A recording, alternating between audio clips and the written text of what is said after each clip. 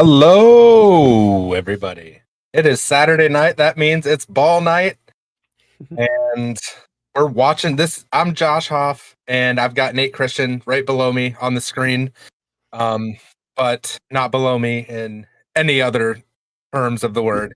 Um, it is about as good as they come. He's a great guy. And we're gonna talk some college ball tonight. So Thank you. Nate, welcome.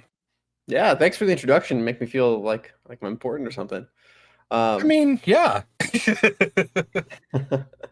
Man, I felt like that intro video was forever because I'm just so ready to talk about college football, talk about what happened today. You know, we're 4 weeks into the season now. We got a couple of games left that are happening right now. I got the quad screen up on the iPad right here. Yep. But we're starting to, we've seen the ups and downs already of the college season. So maybe I think teams are starting to really know who they are, find their identity, and we're starting to learn a lot more. Yes. So I started the last time we were together. I started the show with like the one big thing from so far. There's still games going on. So far, what is your biggest thing of today in college football? Yeah, biggest thing of the day is probably just a game, and that game for me was honestly Nebraska-Michigan. Okay. I wanted to see if Nebraska could take the step, and play with the big boys.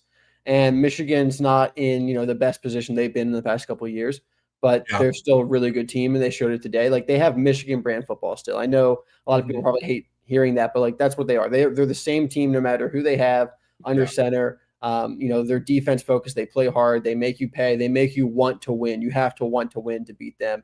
And not that Nebraska didn't, but Michigan went into Nebraska, won that game 30-27. I know they were favored. I think it was by like a point and a half or maybe 3 points. It wasn't by much.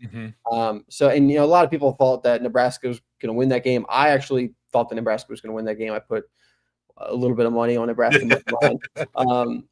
But I thought that could have been like their coming out party. And not that, they still can't, mingle with the playoffs, but they're still like in that tier 2 of the Big Ten. They're not even close to the tier 1 yet. Yeah, it's not like just a Matt Rule thing, a Dylan Raiola thing. Like, it's a program systemic thing for Nebraska. I think they've lost. It was a high double digit, like 47, like 17 games in a row against top 25. Was it 17? Okay. Top 25. I forgot the exact number, but they haven't beat a top 25 opponent in a long time, which is absolutely nuts. My big thing, it may not even be big. I thought it was like, we're in week 4 now, so week 0. If you told me 5 weeks ago that Clemson would be 1-3, after week 4, that's a big thing. They've just looked so bad with all the expectations from us as college fantasy C2C players. I'm sure that Clemson fans had high hopes for them. The hopes for Klubnik being a high draft pick, and he actually, fantasy-wise, he played okay today. But his Heisman hopes 61 times, I think. Yeah, you don't want your quarterback to throw the ball 61 times. No, that's not something that you want to do at all. But yeah, just Clemson, the state of their program, I guess. I follow a lot of Ohio State writers, and one of them said that their program hasn't been the same since Dabo ranked Ohio State 11th, I believe, in one of the coaches' polls that kind of messed with their ranking. And he was being tongue-in-cheek, but it's true. They haven't been the same since then. And I don't know if he not lasts. I'm sure they wouldn't fire him like next week, like UCLA and Virginia Tech did last week. But I don't know. Like, is he the Clemson head coach next year? Yeah, I think he's a Clemson head coach next year. Okay. If anything, if this is worst case scenario, then Clemson is this year's Florida State. Mike Norvell does the job. Okay. Now, if you do that back-to-back years, you start to get in the hot seat. But I think Dabo's done enough where he has plenty of leniency. I think the big thing, and I know a lot of people have talked about this, Clemson hasn't been the same since the transfer portal became a thing, since NIL became a thing. Yes, And they're adamant to not use it. I think they had one transfer this year. Yeah. It's like the first transfer. And I get it. Like, they do it a certain way in Clemson. They have traditions, they have a standard, but I think we are seeing at this point, last year, the last 2 years, they've been kind of down, but it's like, okay, well, they've been building for this season. I think I might have had them as my national championship pick preseason. Like their team on paper, it was like the Michigan team and the Ohio State team that won the last 2 championships, where it's a bunch of guys that the same recruiting class who are seniors now. This is what they're coming back for. You're excited about it. That's what it looked like. It looked like, easy pick for the national championship. And for them to just kind of fall apart like they have, I think it's really showing that Dabo's stubbornness to not use the transfer portal is keeping him from being one of the best teams again. And I will say, I'm saying that so they're probably not going to win a national championship until they start using the transfer portal more, just because it's how the game is played now. But saying they're not a national championship contender is different than what they've looked like so far. This is true. Right. There's something else wrong other than just the transfer portal going on right now. Yeah, I was just going to ask, do you think, since you think Dabo's going to be there next year, do you think that he gets pressure, whether that's from the from within the school, like the AD or whatever, or I don't know if they have like a board of trustees, however Clemson operates, or if it's from boosters, like, look, here's the money, you need to use it on players that you haven't necessarily recruited out of high school in the portal. Yeah, I think the only way we don't see Dabo as the head coach of the Clemson program next year is if they give him an ultimatum and they're like, you have to go to the transfer portal, and he says no. I want to think better of him, that he'll adopt a new philosophy and still maintain a lot of his principles, but also be open. So I'm going to assume that. And with that, I think, he's going to be the coach there next year. And he's probably going to have some pressure to use the transfer portal. We'll see if he sticks to his guns or not, or if he's, open-minded. I think that's going to be what kind of determines what his future looks like there. Okay. Yeah, that's for a team that has produced so much NFL talent and been successful in the college landscape. It's that Florida State comparison's very, very good. I like that. Cool. Especially now that they lost games, like they might be out of the water. When you have championship hopes and you lose 3 games out of the first 4. Oh yeah, man, you get the wind knocked out of you, and you see what happened to Florida State last year. Like they just didn't care anymore. Yeah, I don't know. Clemson's they're gonna be lucky to. They're probably not in the championship, the conference championship, with how Miami's looking, Florida State's looking, Georgia Tech. I mean, so what are they playing for this year? It's just pride, and are they going to be able to maintain that? That's going to be a big question. I don't know what their schedule looks like. Yeah, you're pulling it up. Yep. What? They've got. I mean, it's not the hardest schedule, but they do have to go to Florida State. They do have to go to South Carolina. So there could be 2-3 more losses on that SMU. Possibly. SMU is going to be tough. I mean, it's not an easy. Yeah, it's not an easy. Like everyone likes to besmirch the ACC. That's not an easy schedule. Even if it is like the vaunted, they're not so much this year, but the vaunted Clemson program, like that's still a tough schedule. They'll probably beat North Carolina, Boston College. SMU will give them a game. Duke is up and down. They looked better today. Florida State, the way they're looking, Florida State beats Clemson. Louisville is always a tough spot. They'll hammer Furman. And at South Carolina, like again, we don't know what we're gonna get in that one. That's a coin flip right now. Yeah, but I can see 3 losable games there. I can't imagine them losing more than 3 of those games. If they lose more than 3 of those games, then it's actually a disaster. It's actually Florida State of last year. Yeah. But if they lose 3 of those games, that's 6-6. Yeah. 6. That would be something. And they end up in the Meineke. Yeah, I was gonna say Meineke Car Care, but any bowl's a great bowl, right? Unless it's the Pop Tart Bowl. Potato Bowl, man. You get to play on the blue field. That's true. That's true. All right, that's enough Clemson talk. I put a note on on our show sheet. I said we have to talk about, and I put Clemson for probably the last time this season. As far as being relevant, that's probably not far off.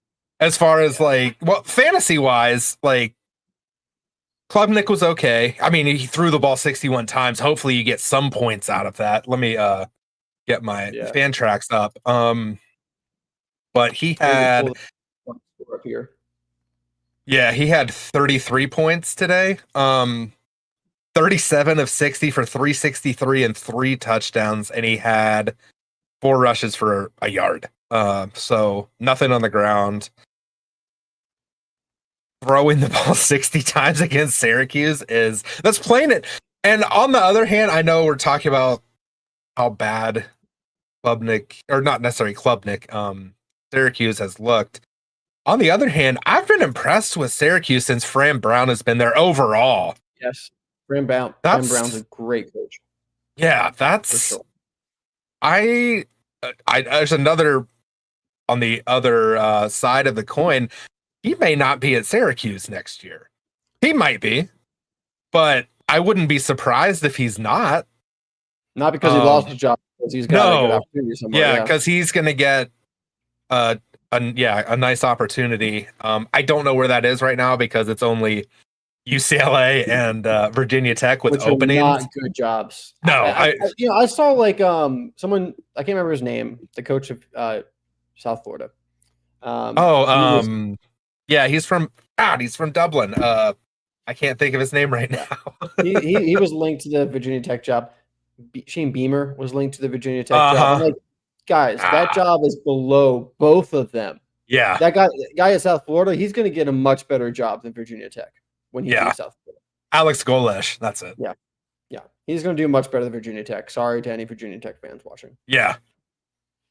Yeah, and UCLA, they don't have, every week they have a home game. I see a picture of, a quarter full Rose Bowl. They don't have the fan support, at least showing up. They might have a good alumni base or whatever, but they don't have the fan support in the administration either. So. Yeah, they don't. Their NIL program doesn't seem to be great. I mean, they did get Nico, but how much of their budget did he get? They just did he get all of it? All in Nico.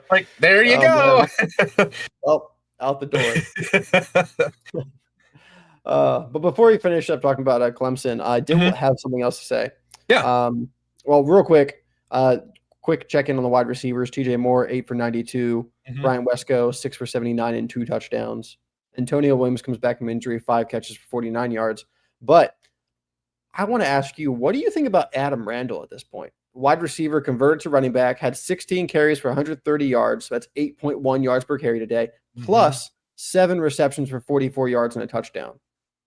I kind of he's been growing on me. I know a lot of narrative around him before the season. After it was announced he was going to basically be the starting running back, a lot of it was, he wasn't a good receiver. Why would he be a good running back? He's actually been pretty good.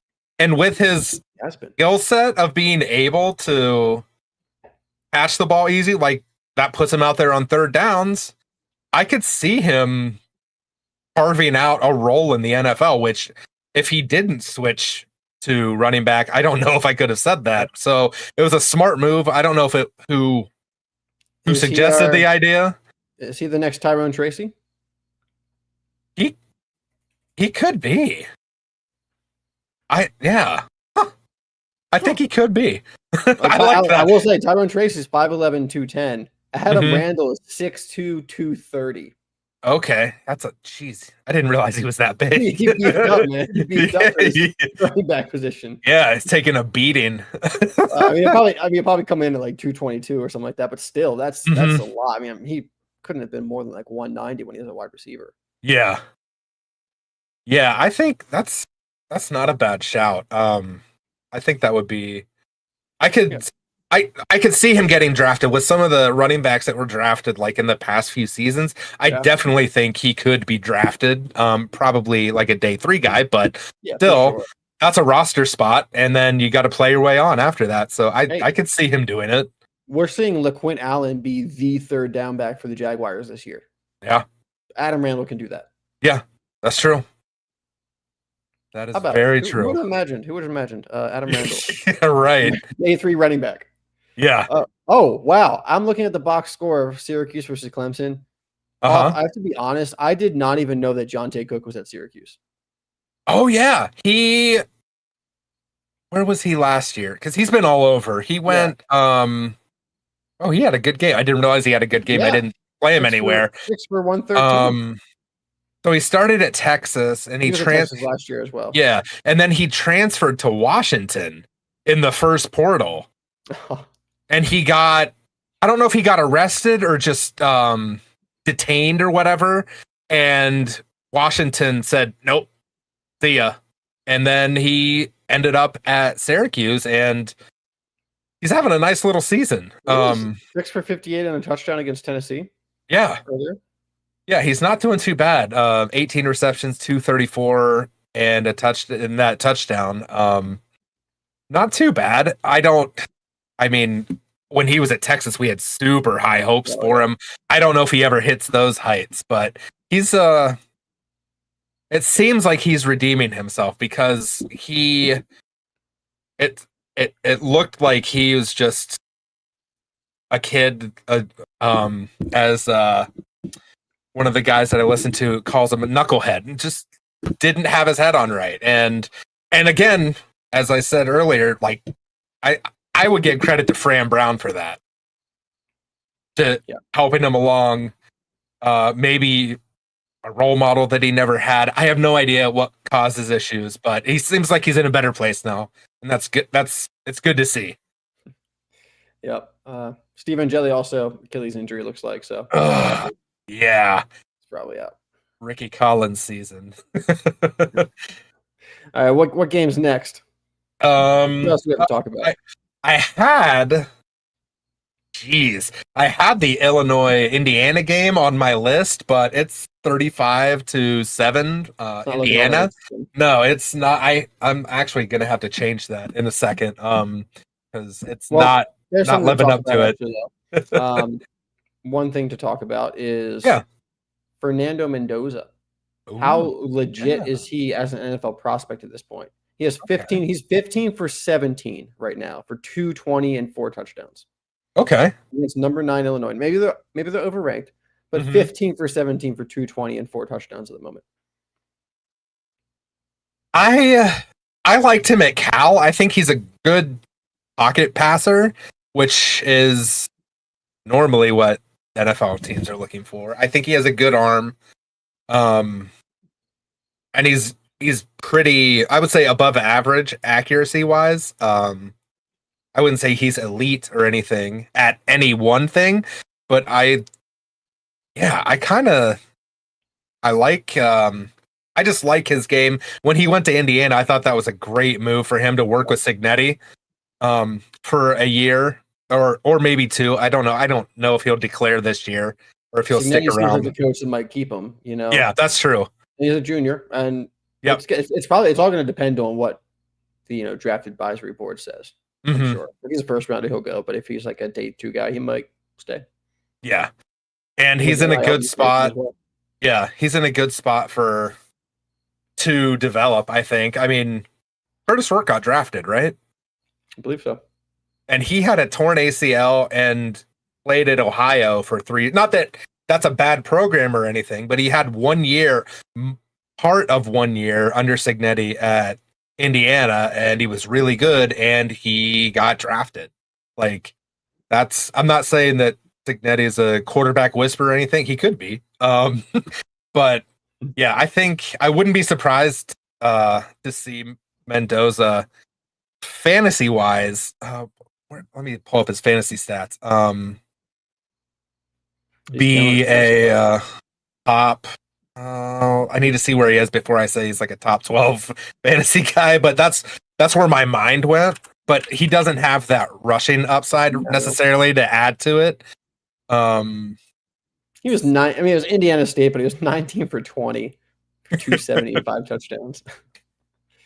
That's that's ridiculous. He's not even in quarterback 3 right now. So if you have him like in a C2C roster, you might have a spot start for him here and there, but I guess maybe not with Big Ten play. Well, I probably wouldn't have started him against Illinois tonight, and he's got 4 touchdowns in the first half. So that's why I'm still learning at this game. We all are. Yeah, but he's quarterback 59 right now. That's before tonight's stats.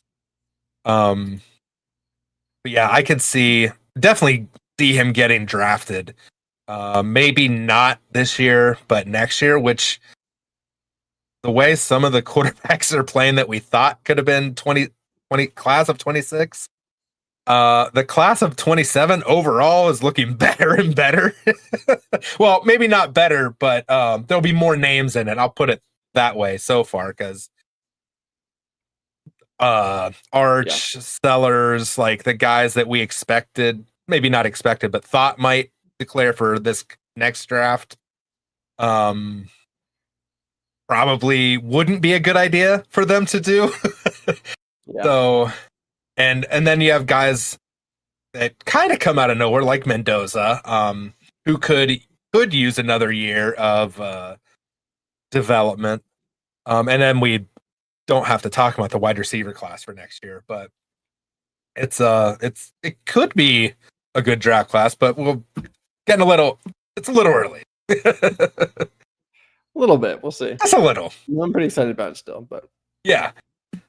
Didn't get my next game up. Let's see. I'm gonna do South Carolina, Missouri, since I just said Sellers. Oh, was there a safety? It is 18-17. Well, Missouri just did a free kick off a kickoff. So I don't know what happened there. I don't know. It's 18-17 Missouri, so that's a fun one. The 2-point conversion failed. Oh. Huh. Okay. Let's go back to the scoreboard. Ooh, look at that Kennesaw, Arkansas barn burner. All right.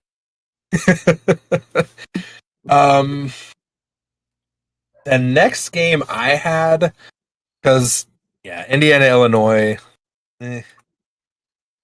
Oklahoma, Auburn. There's a lot of stuff to talk about in that game. Mateer, Arnold, the Auburn running back room, Oklahoma, like in general, I would say maybe Auburn in general too. Auburn looked legit. I mean, they were up with Oklahoma the entire time, and I think Oklahoma's a very good team. So I agree. John Mateer looked good. You know, he's a playmaker. He led the team in rushing. Yeah. They didn't run nearly as much as I guess numbers wise they did, but yardage wise they got shut down pretty much in the run. Arnold looked pretty good. He didn't have anything on the ground really. 21 carries for a -11. Like that's not what you want from him. A lot, but yeah. Cam Coleman, another touchdown, not a lot of targets, but I think he's got a touchdown in every game. I'm sorry. Where's the schedule? There it is. He did not have one against Baylor? Oh, I thought he did. Okay. I guess he had one last week and this week. Okay. Well, I was off on him. Eric Singleton, 9 for 60 is kind of weird because I kind of view Eric Singleton as someone who's like a big playmaker. And 9 for 60 is just not what I expect with him. Yeah, I saw I caught the tail end of this game. It was like midway through the fourth, I think. Oh, at the same time I started watching it because I started watching it after the Nebraska-Michigan game was over. Yeah, and they had Singleton out left, and he was just kind of hanging around the line of scrimmage waiting for the ball. I'm like, oh, I don't expect Eric Singleton there. I expect to see him way down there. Yeah, that was surprising, but there's so much NFL talent. Yeah, that's the thing. Like I want more from this group. Yeah. Yep. Like Eric Singleton could be a first-round wide receiver this year. Yeah. But at this point, I mean, he's going to be a day 2 guy, I think. You think he's that talented, but the production just isn't there for him to be a first-rounder. Mm-hmm. They are the Clemson wide receivers. Because I think both of their wide receiver rooms are fantastic without the preseason expectations, I think, as a team, because no one really expected Auburn to do much before the season started. So by proxy, I don't think there was as much pressure on the receivers. But yeah, I think both of those rooms are two of the best wide receiver rooms, at least speaking from an NFL Devy talent perspective. Yeah, and Arnold, I need rushing yards from him because I looked at his stats a couple weeks ago. His first game, their first game against Baylor, he rushed 130 yards or something like that. Yeah, it's weird because his games have normally gone lots of rushing yards, and the next game's lots of passing yards, and then rushing yards, and then passing yards. This one, I guess it's still kind of gone like that, or I should say rushing fantasy points, passing fantasy points, but he didn't really have he had one passing touchdown today. But it's a much tougher opponent than what they played so far. But next week they have at A&M. Oh, jeez, that's brutal. At Oklahoma, at A&M, back to back. Goodness, maybe that's why no one expected much from Auburn this year. Jeez, but he'll probably just to follow the trend. If I'm following that strictly, next week he's gonna get a lot of rushing yards, maybe a rushing touchdown. Who knows? So I'm probably not going to start him. That's just, again, the leagues that I have him in. That's brutal. But yeah, if he's your only quarterback, you don't have a choice. But he's been producing decently well. Mateer. Okay, let's do this. Since I'll say Mendoza's gonna stay. Sellers stays. Arch stays. I think Sellers and Arch, probably not much debate about that. I don't know how I feel about Sellers. Like, you and I were texting the other day, and we're like, we're like, yeah, he's staying in college. Mm-hmm. Tonight, I don't think he's looked exceptionally great, but box score wise, 13 for 18, 251, and 2 touchdowns. Mm-hmm. And it's conference play now. I mean, it's still a long season. Yeah. He could catch fire. He's one of the players that, he could just instantly, it could click. Yeah, that's true. Sellers is the first overall pick, no question. That's what happened last year. Like, it kind of mid, like the first 2/3 of the season. That last third, he was just unreal. And that's where all the hype came from in the preseason. And then early this season, it's like, what happened? Stay another year, guy. Yeah. And now it's, and he could. Maybe he's just a slow starter. He's the Cincinnati Bengals.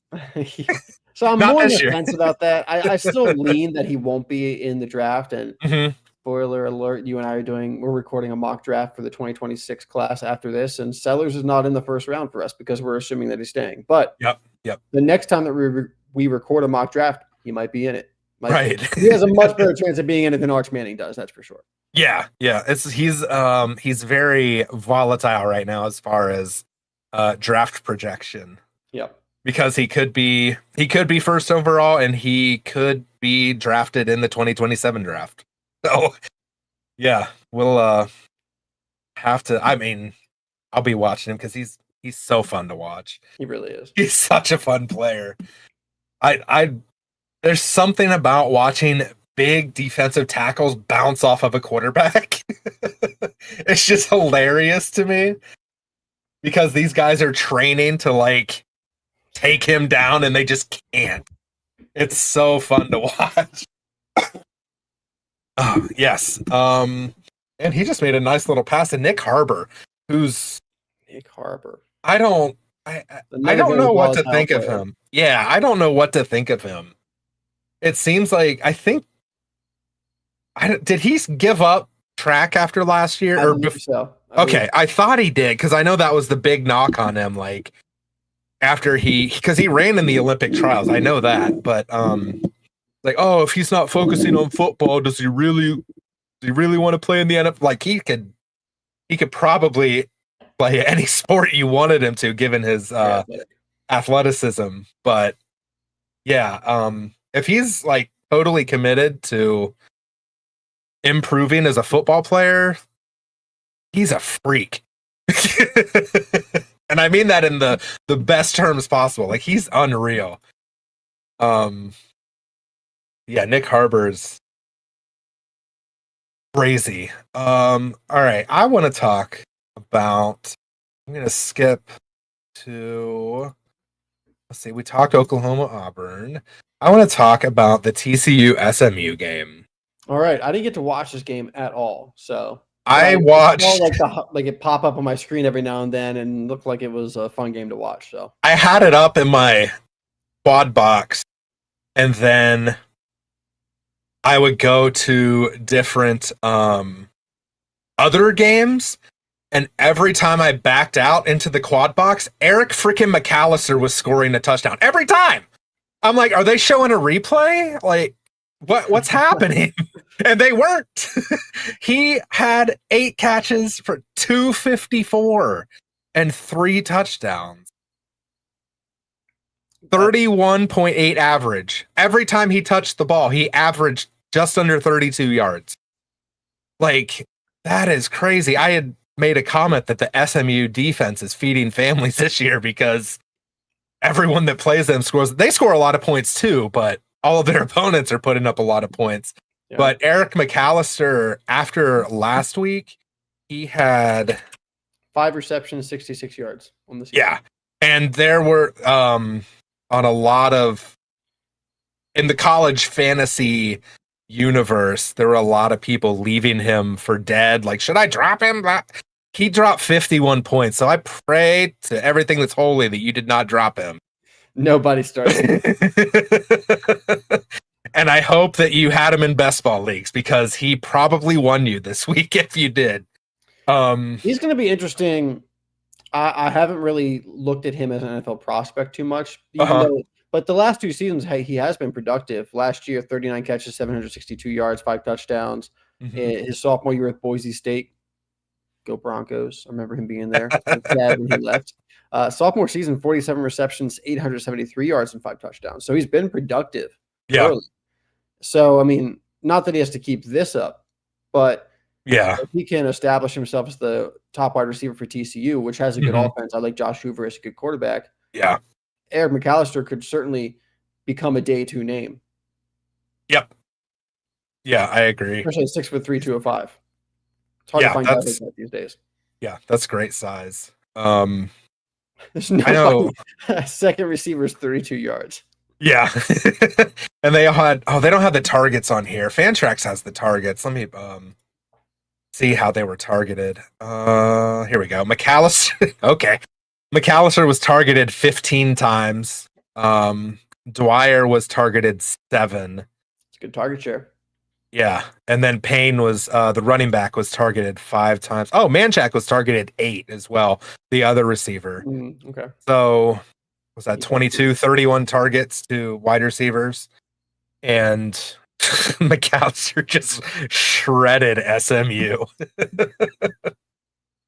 It was I'd missed the first one, and in our Discord I got a notification that there was a message and it said like McAllister. I'm like, oh, he's scoring touchdowns, great. And then that's when like I switched to other games, like turned back, he's scoring a touchdown. Like what is happening? This is crazy. But yeah, he's probably, I'm pretty sure he's high point for this week on fantasy so far, unless I don't even know someone else goes off tonight. I think Hawaii's off this week, so I don't think no, Hawaii's not off this week. They play Fresno tonight, so maybe someone like Ashlock could have an unreal game. It looks like he's got it though at the moment.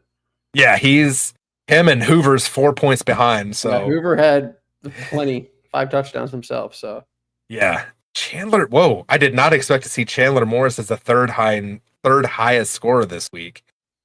There's what Chambliss? I don't think, and I don't think he will. I don't think that they should go back to Austin Simmons. Really? At least, I mean, Chambliss is a senior, I believe. Let me make sure. Yeah, he's had 4 seasons. They're just playing so well with him. And Simmons is kind of, I don't know, he's just not, for me, he's not doing it yet. I know there's a lot of expectation on him before the season, like, oh, that Simmons is going to be so good. Yeah, Chambliss is playing way better. 307 yards through the air, 2 touchdowns, 14 carries for 112 yards on the ground. That's crazy. And Lane Kiffin is loving. Oh yeah. But I don't think Lane Kiffin's a coach. I'm sure he's not afraid to make that call. Like, we're going Chambliss. And yeah. I don't think that's the wrong call. I don't think Austin Simmons has established enough where it would be something that'd be too crazy. Yeah, that's honestly, the only people that are going to be upset about it are the ones that drafted Austin Simmons kind of early or in a supplemental when he was still available, and now they kind of have to wait another year for that. But they have him, I guess. But you would still be the expected starter next year, unless True. Yeah, but for me, he shouldn't be this year for the rest of the season. At least, unless, I don't see Chambliss being bad. I mean, he hasn't been so far. So yeah, I see you, Felix. Yeah, representing your Grand Rapids boy. Yes, represent Grand Rapids. All right. That was TCU SMU. That included some Ole Miss. We had someone ask, "What are our locks to enter the draft this year?" Oh, okay. There we go. Okay. QB, would you say are locks to enter the draft? Garrett Nussmeier. Yeah, that's it. Yeah. Yeah, that's about it, right? Does Beck have to enter this year? Yeah, Beck has to enter. Okay. Yeah. Klubnik has to enter. Yeah, I believe so. Those 3 guys. Drew Aller. Yep, I believe so. Yeah, because he doesn't. I mean, he's not going to get redshirted unless we got Klubnik, we got Aller, we got Beck. Yeah. I think Mateer is going to enter. He probably. I was going to say, he's having a really good season. He's going to be a Heisman contender probably. Yeah, how he's playing. He doesn't have to, but he probably will. I don't. Arch is not. I feel confident saying he's not. We mentioned Mendoza earlier, but also he's a junior. He plays under Coach Signetti. He might stay. It's Indiana. They seem to have a really good culture there. I could see him staying there.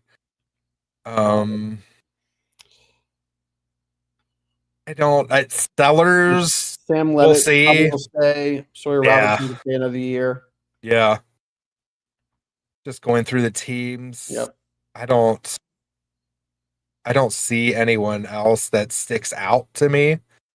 Dante Moore could. He could, yeah. Could. I don't know if I expect it at this point. Especially with how Oregon has kind of used their quarterback position over the past couple of years. Mm-hmm. I don't think they really have someone that they're ready to take the reins yet for next year. I feel like Dante Moore will probably be the guy there next year as well. Yeah. He's been great this year, though. So, I think he could go to the NFL draft. I mean, he hasn't played agreed. Anybody yet. We'll see. Next week, he goes to Penn State, plays at the Whiteout. So, we'll see. Yes. Dang, Felix. Got a Detroit guy, too. We're just all about the Michigan high school football here.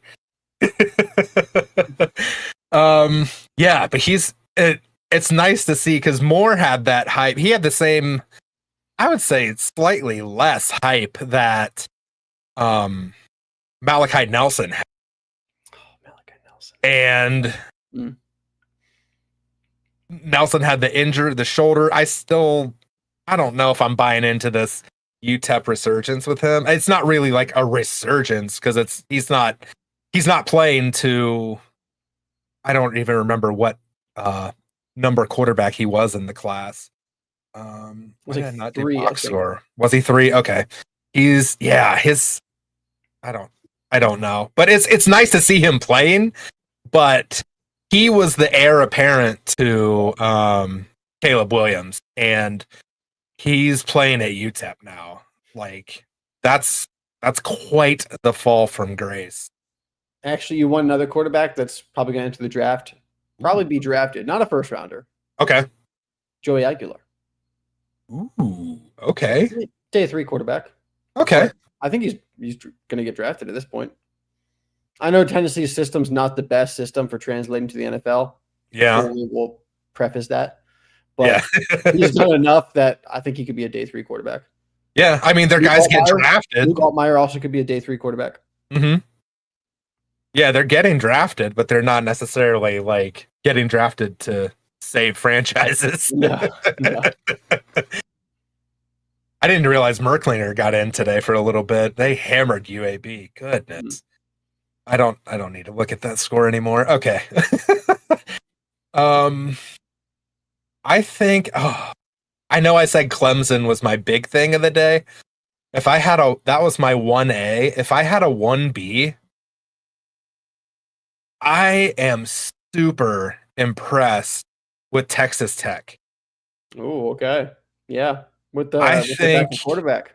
Yes. And he actually Will Hammond made my my list of who impressed today. Just coming in, Baron Morton got hurt. And Hammond came in, threw 2 touchdowns. I think he guys had 61 yards on the ground, so added a little different element. Yep. Then because you aren't going to see Baron Morton do that very often, if at all. But yeah, that was a fun game. I kind of expected a little more out of Utah. Maybe that's silly by me. But I did too. I mean, they've looked good this year. Yeah. We definitely underrated them coming into the season. But Texas Tech looks like really good right now. I mean, this is Texas Tech playing without their starting running back, Quentin Joyner, who's out for the entire year. Yeah. And when that happened, I was like, man, this is a team that's like a bunch of transfers. You know, they've really built around like some explosive players. That's going to hurt them, but I mean, it hasn't hurt them that much. Yeah, and I just back on Utah real quick. Not necessarily wanted to see more out of Utah because honestly, I don't care about Utah that much. I do care about them in respects to Devin Dampier, and he did not have a good game today because you want him. I mean, you draft him because or trade for him, however you get him on your roster. You want him because of his legs, and he had 11 rushes for 27 yards and no touchdowns, 2 picks. Just not a good day for Devin Dampier, which is unfortunate. He was just starting to get some hype too, where like people were starting to hear his name more on a national scale. This was a chance for him to, kind of have like a coming out party. Yeah, unfortunately, didn't take advantage of it. Hoff, if you get a 1B, I get a 1B. Please. Biggest thing that happened today. Yeah. And I almost made it my number 1. Okay. It's that close. Let me find the box score here.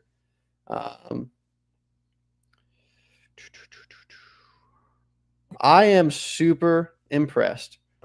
By true freshman Malik Washington. Hey, all right. Go Terps.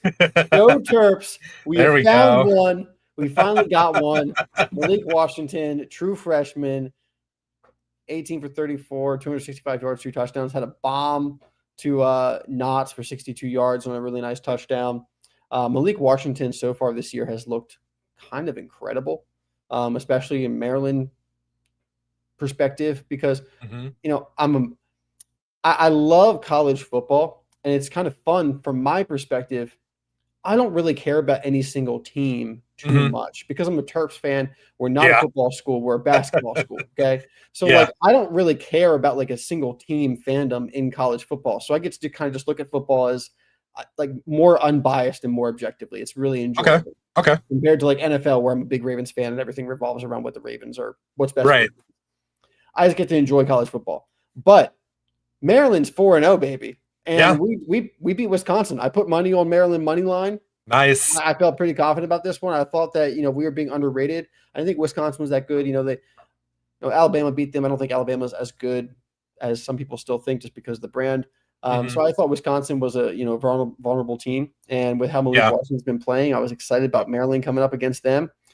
And so far in the season, 62% completion rate, 73 yards, 6 touchdowns, 1 interception.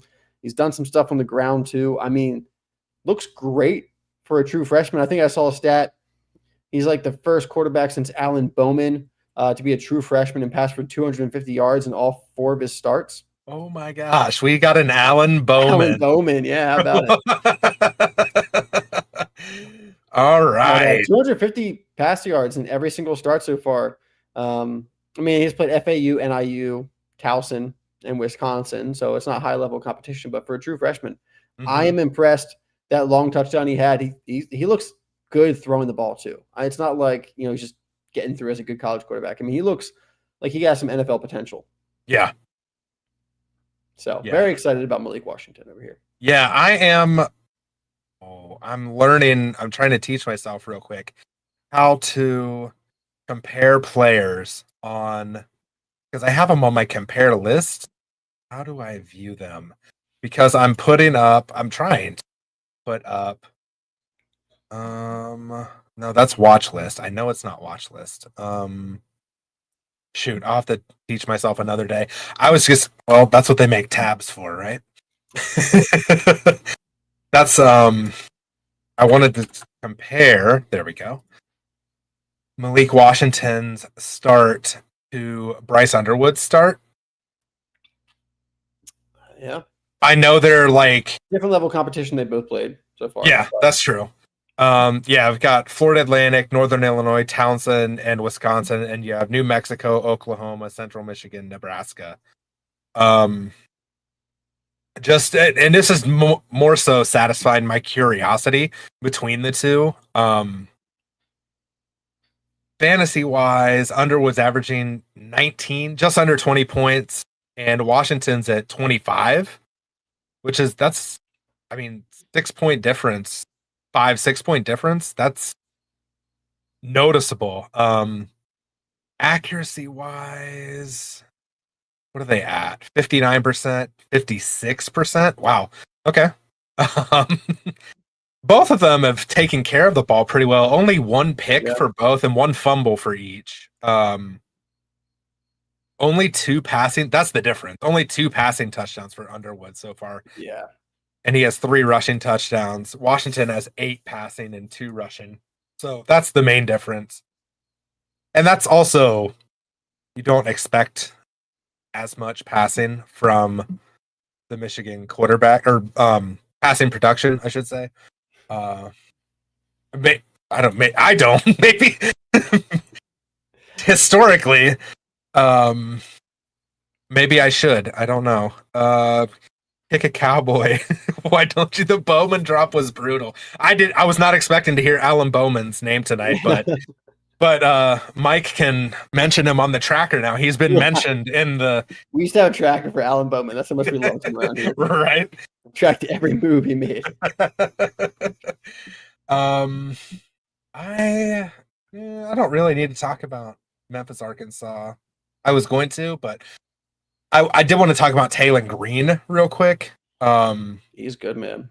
Fantasy wise, Boise State player. I wish we still had.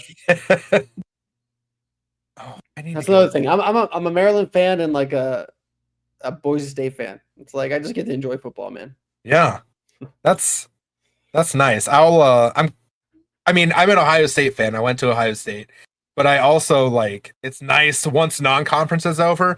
Every MAC team, I'll watch every MAC game that I can. I love the MAC. It's not great football, but man, do I love it.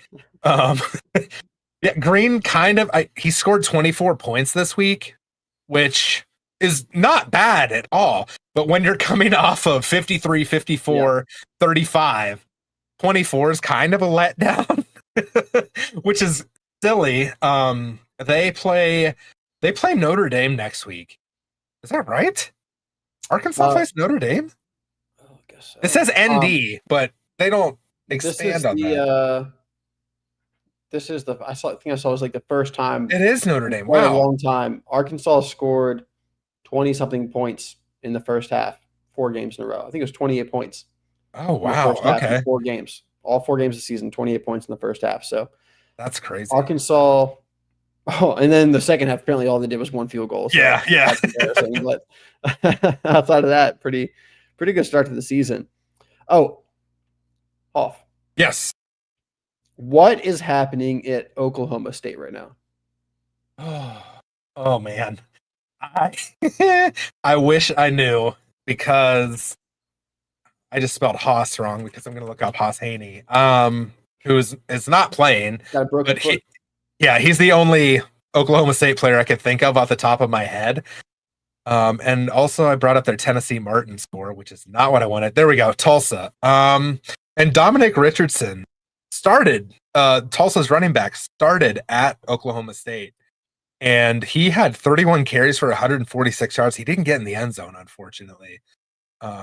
But that was Oklahoma State. I have no idea. And I think there's a Oklahoma State fan I was talking to. He said he thinks Gundy's going to stay through the end of the year, or they're going to keep him, I should say. Not like he decides, but because the buyout will be lower at the end of the season, but basically he's not going to be the coach next year, is what this makes sense. guy I was talking to thinks. 2 years in a row now, you probably need to try a different direction for this. Yeah, and we talked about him 2 weeks ago when Oregon just massacred them, and that was kind of like FBS team, man. Yeah, that was like the flashing eject signal. Yep. I mean, fantasy, are they even doing? No, they're not scoring any. They're not. No, they're not. Yeah, they had 12 points today. All right, just ugly. In the last 10 minutes or so we have, let's just run through some players we want to talk about. Oh yeah. Most of the big games. So yeah, I did have just talking about the MAC. My guy, C. Bangura from OU, Ohio University. They played Gardner Webb today. Look out. But he had finally, after coming back, leaving Ohio, going to Minnesota, and honestly not doing anything at Minnesota. He had 4 carries the whole season. I wish he had stayed at Ohio last year, but it worked out for Anthony Tyus. But he had 18 for 123 yards, 18 carries, 123 yards, and 3 touchdowns today. Ohio struggled early against Gardner Webb. I didn't watch this. I was just watching on my score app. But they were down, I think 14-0 or 10-0. And then they came back and ended up hammering Gardner Webb 52-35. But yeah, C. Bangura is and from a fantasy perspective, I did start him because I thought that they would handle Gardner Webb easier than they did, but he still got me almost 32 points today. So I'm very happy about that. Nice. And I had, Will Hammond, we mentioned, Dante Moore. I don't know if we talked about his stats, but he was 21-31 for 305 and 4 touchdowns today against Oregon State. So that's, good. I think that's a career high, 4 touchdowns. He may or may not come out, but he's looking good so far. Yeah. Oregon hasn't had really any challenges yet, so we'll see. For next week with next week's, that's the big one. But they've looked good so far. Who do you have? Who are your guys? Someone I was watching last night, I was watching the Iowa Rutgers game, and Oh yeah, kind of like a sleeper wide receiver in the draft this coming year. Ian Strong for Rutgers. nice. He has a good last name because he had some very strong hands. I was very impressed. His Yeah. ability to catch in traffic, box out cornerbacks. He's 6'3", 211. He's a really good technical outside wide receiver. He's got the size for it. He's got the physicality for it. So far, 3 games in the season, every single game at least 100 yards. Right now, through 3 games, he has 24 receptions, 367 yards, 2 touchdowns. I mean, coming off 676 yards last year, he's someone definitely got my attention, Ian Strong. So I was impressed watching him last night. Other players that I was impressed by. Let's see. Jenkin likes the show, by the way, while you're looking for another player. Yeah. That's sick Every show. Wednesday, man. Every Wednesday we're here. And Wednesday night. Wednesday and Saturday night. Every Saturday night we're here. Yep. Exactly. Jordan Love. I mean, not Jordan Love. Jeremiah Love. Jeremiah Love. It's nice to see him back in like the good numbers. 19 carries, 157 yards, 2 touchdowns against Purdue. That's what you expect him to do at Purdue. That's what he does. I'm happy to see him back meeting those expectations. Notre Dame gets their win. He's still, for me, the running back 1 in this class, but it has gotten a little bit closer, I think. But Notre Dame's only played 3 games so far, so he still has some time to really show what he's about. Barney for Nebraska. I asked you the other night, hey, I have to figure out Barney or Hunter. Who do I start? No, they both sucked against whatever that college was. They didn't. Yeah, I can't remember who it was even. Yeah, that was a. He didn't even show up on Fantrax. It's like a D2 school or something. Yeah. But Barney really put himself ahead of Hunter, at least in this game.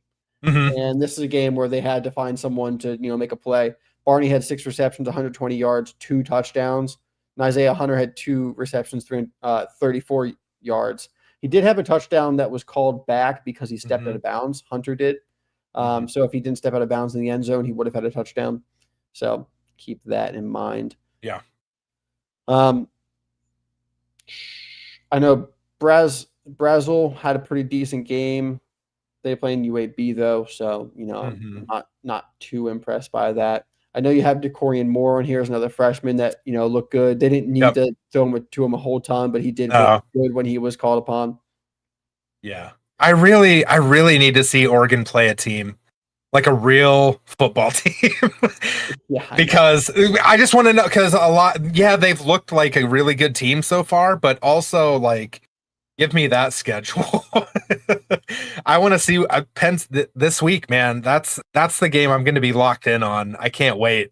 It's we're having a birthday party for my twins, and I'm definitely going to have it on my phone. Like, oh yeah, I'm going to cook the hot dogs extra crispy. I'll forget about them watching the game. Yep.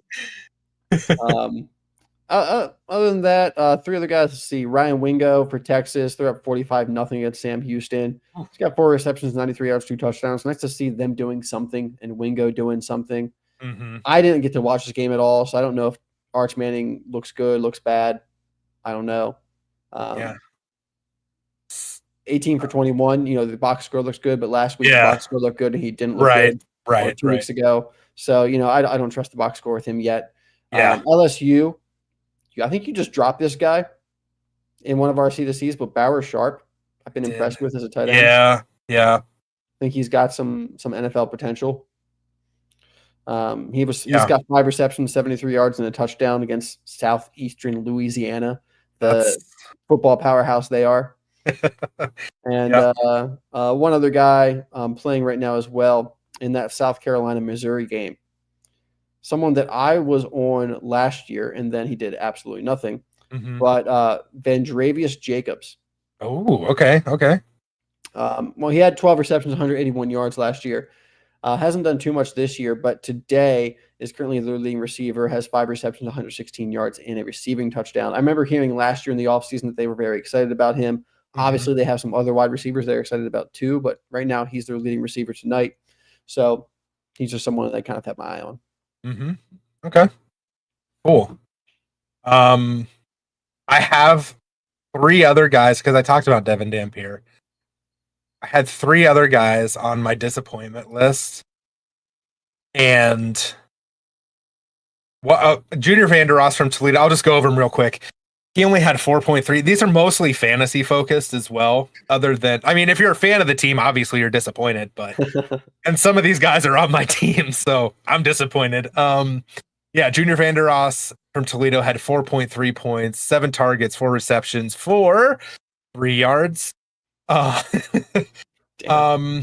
Isaac Brown, who is so I looked on Twitter. I didn't see a whole lot about this after the game. And I did find one article. It looked like a local Louisville outlet. But he one rush for 18 yards, and he was only in for 2 plays. And apparently, after the game, the coach said he was battling an injury. He was not on a single injury report all week for Louisville, football, man. Right? Like, I'm not going to because we're almost done, but you can make a whole episode about why college football needs injury reporting and not mention betting once. Because that will be the reason that it's implemented, probably, is because Vegas wants it.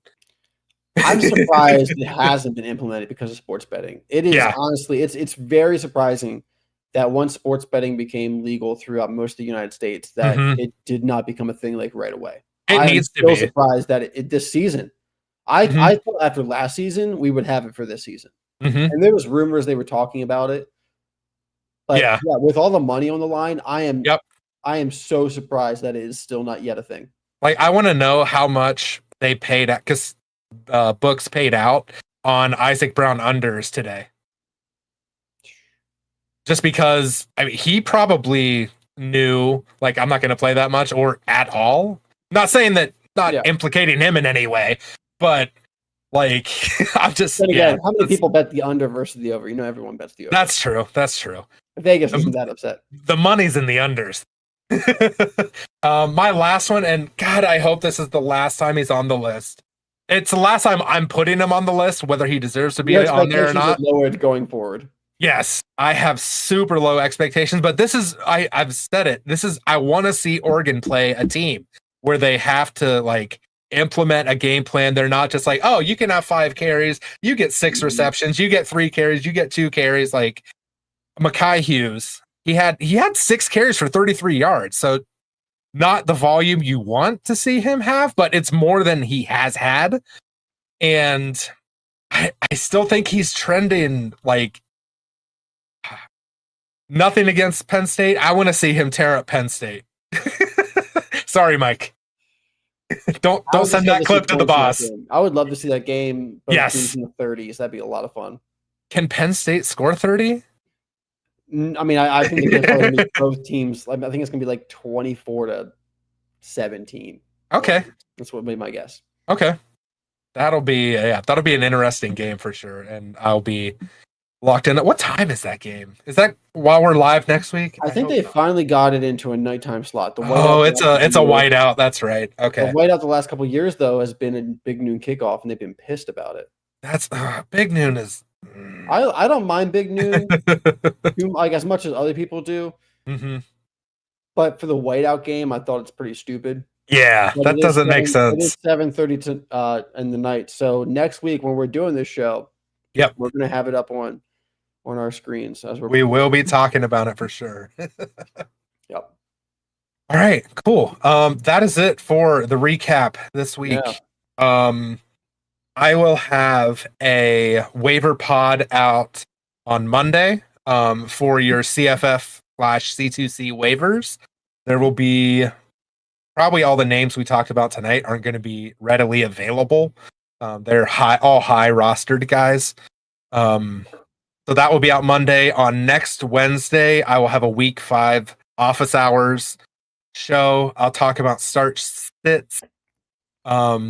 I will talk about if you have C2C trade questions, if you have any general college fantasy football questions, C2C questions. I will be here Wednesday night for about an hour from 9 to 10 p.m.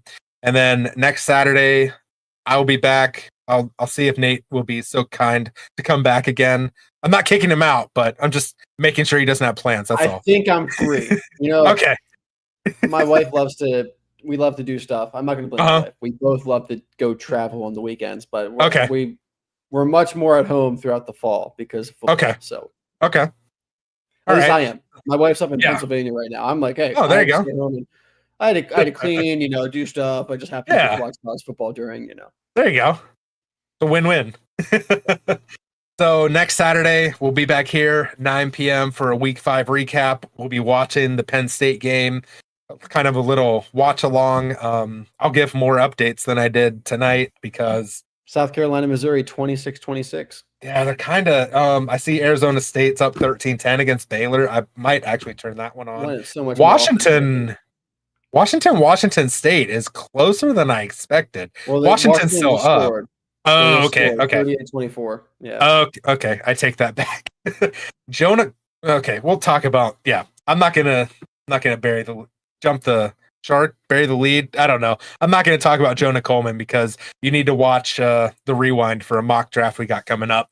Yes. Hint, hint.